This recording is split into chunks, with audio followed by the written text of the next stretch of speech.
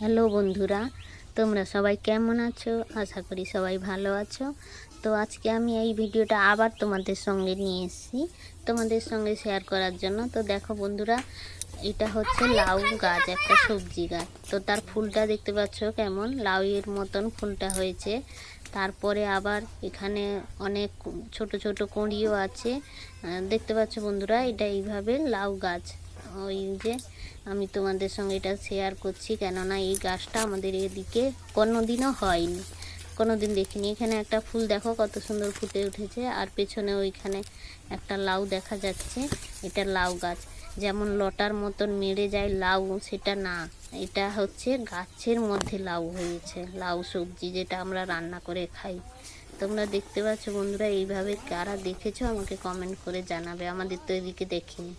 এই যে আমি আর একটা কুমড়ো গাছ দেখাচ্ছি, দেখো বন্ধুরা, এইভাবে আমরা জানি লাউ গাছ হয়, কুমড়ো গাছ হয়, কিন্তু এই গাছটা আমি কোনো দিন দেখিনি এইভাবে। তাই তোমাদের সঙ্গে বারবার শেয়ার করছি। তোমাদের কেমন লাগে অবশ্যই কমেন্ট করে জানাবে। আর কারা কারা দেখেছো এই গাছটা আগে, তারা তো জানোই। যারা দেখোনি তারা অবশ্যই আমাকে কমেন্ট করে জানাও কেমন হয়েছে।